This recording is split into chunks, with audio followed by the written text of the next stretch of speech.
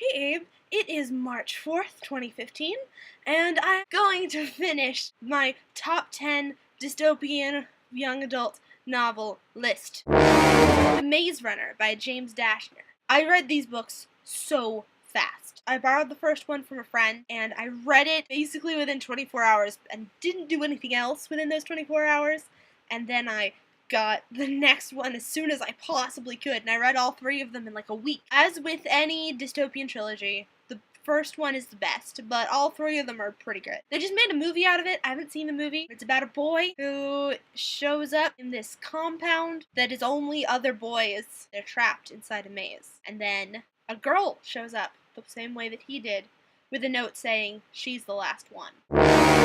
Fahrenheit 451 by Ray Bradbury. This one I think is scarier than 1984 because history has gone more in the direction of Fahrenheit 451. A lot of it seems kind of normal or like not that exaggerated, but you have to remember that at the time it was written, there was no such thing as a flat screen TV. There was no such thing as a televised high-speed chase. That's all Ray Bradbury's imagination that then happened and is real. And when you keep that in mind while you're reading it, it gets very scary. Uglies by Scott Westerfeld. Uglies is, whether you know it or not, the template for the modern dystopian novel. Young female protagonist who has to save the world, a love triangle. It's a much better written love triangle than a lot of them are. In spite of this, it was written like 10 years before this big boom of dystopias. In spite of the seeming stereotypicalness of it, it is a magnificent book. It's the world, the dystopia, is super imaginative,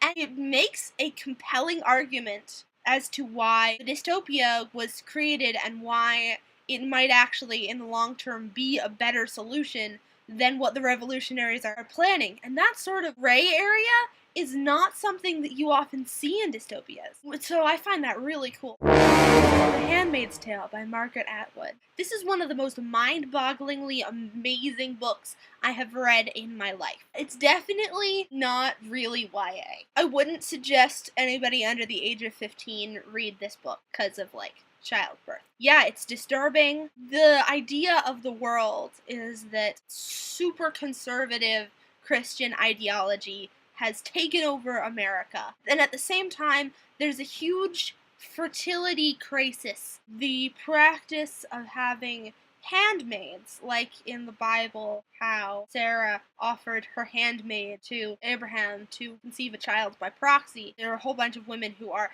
handmaids to wealthy men. It's weird and gross and upsetting and absolutely marvelous. You should definitely read it. My number one very favorite of all time dystopian novel is Unwind by Neil Shusterman. The premise of the world is that there was another civil war that was fought over reproductive rights.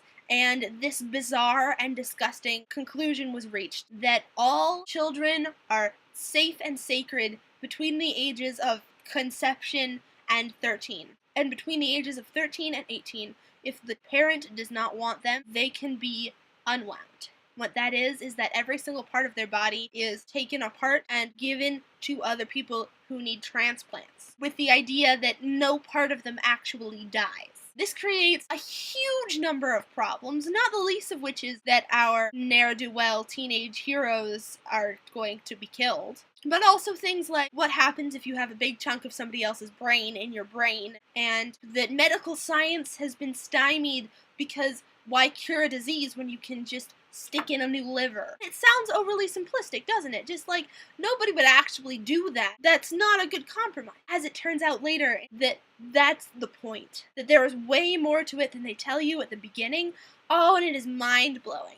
The other cool thing about it is that it doesn't take place as far in the future as most of these dystopias do, so you can see a lot of current culture reflected in these teenagers. Oh, the characters are great. I love all of them. They are so complex. Even the god-awful ones you feel bad for sometimes, because they all have such real lives and such real brains. I have never read a book where I believed that all of the characters could be people that I met on the street as much as when I read Unwind. It is an incredible book. So Abe, there you have it, my top 10 YA dystopian novels.